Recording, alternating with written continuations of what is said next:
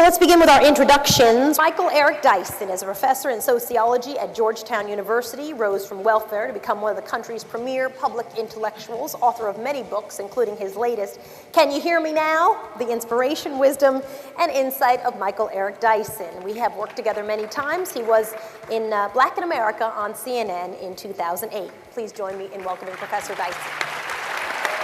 Nice to have you.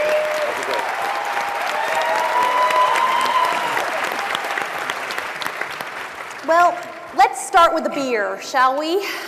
Because that's what everybody else is watching. You know, at 6 p.m. Eastern Time, the president and the sergeant and the professor are supposed to sit down and enjoy a beer together. It is a significant brouhaha, so to speak. I'm not sure it'll get to what ails us. It's going to be a very long panel if we continue going this way. Very long. But I think, obviously, look, we have a contretemps, a sustained, argument between Professor Gates, Sergeant Crowley, and the president. But we all know it's bigger than that. We know at the end of the day, after the beer is had, after they engage in polite conversation and reciprocal respect and defer to each other in gesture, that the real problem is still on the streets, where disproportionate numbers of Black and Latino men and women are subject to arbitrary forms of police power. It means then that if we're going to have a real conversation about race, we have to open up and be honest about it on all sides. The reality is, it took a president of the United States of America and a professor with a Harvard pedigree just to argue against the word of a white policeman who was a sergeant in Cambridge. So what that says to me is that the everyday, ordinary, average person who is subject to these kind of vicious forces may not actually be talked about, and what we must do is refocus the conversation between putting a personal face on a structural problem. To have symbolic reconciliation without structural change is to do little more than to change the deck chairs on the Titanic. So is it symbolic then, this meeting today, or is it structural? Melissa? Potentially. Yeah, so I think it's structural only in the sense that the goal is to move us back to a policy conversation and off of a conversation about Gates and the Cambridge police. So I do certainly think it's symbolic in all of the ways that Professor Dyson has just suggested. And that part of what's interesting about the symbolism here is that it's two powerful Black men and a relatively less powerful white man based on rank. And yet, as Professor Dyson suggested, it takes sort of an enormity of power, the most important, structurally important Black professor in the country, and the President of the United States against a sergeant.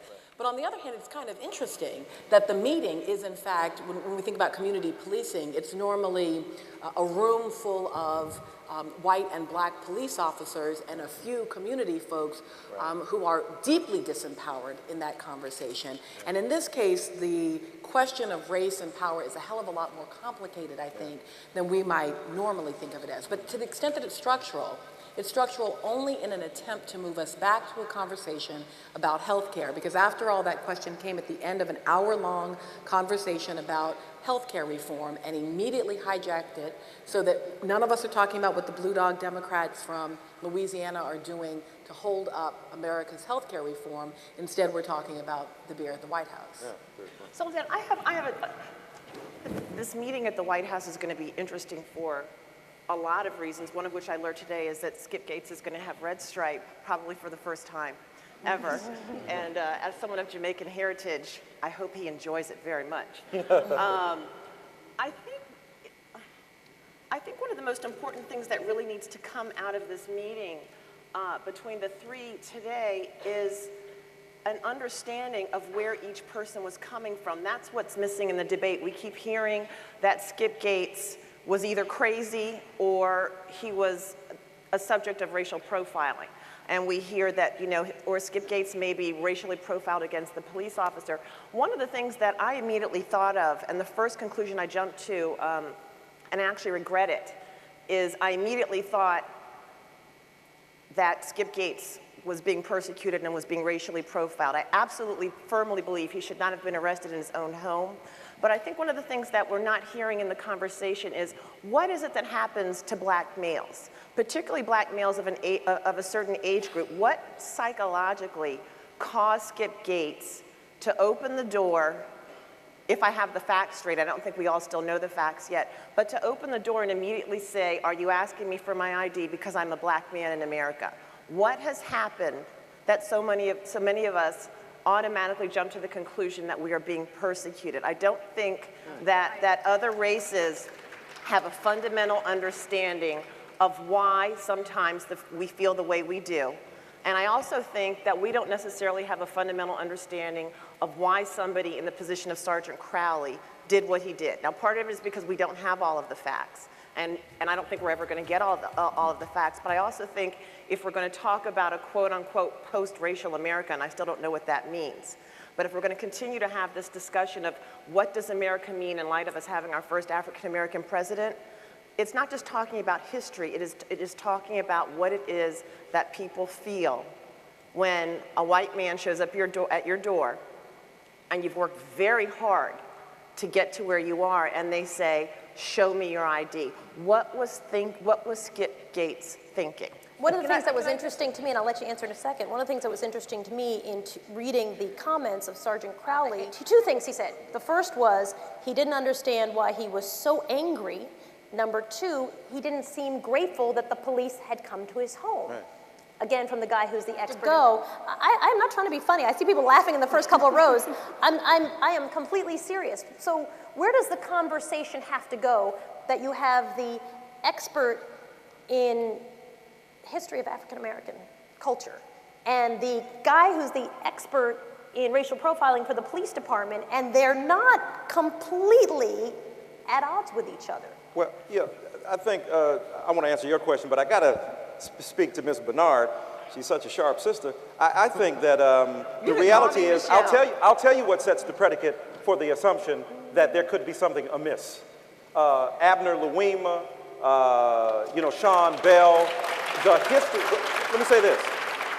So it's not, and we can name like 50, 60, 70 other names. Oscar Grant, who's begging for his life in Oakland, California.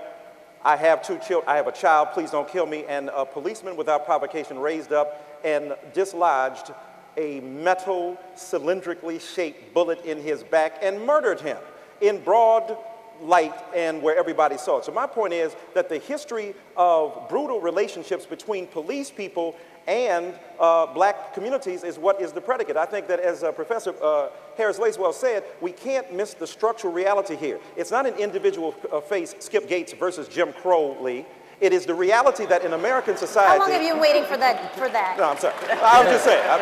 I'm saying that the reality is that the atmosphere that has been set in this country should be known by a man who teaches racial profiling as a cop. The first thing you should know is that black people would tend to be sensitive to the assertion of police power in the face of obvious innocence. Professor Gates is at his crib. He has said, I'm here. The police report says, he says, this man is affiliated with Harvard, so send the Harvard police. Intellectually, cerebrally, epistemologically, you know that he's connected to Harvard. And yet you still call on a 5'7", 150-pound, cane-wielding black man the police. The reality is, did he see Professor Gates as a uppity Negro who broke the silent code that you should not ever speak back to police people? I think this. So for me, yes, people say, I disagree with Colin Powell and others, and even the president here, who said that perhaps Professor Gates over-responded. White men don't have to police themselves in the same way. I have seen white people get out of the car, cuss the police out, and then get back down. I'm running for cover. I'm running for cover. I'm running for cover. So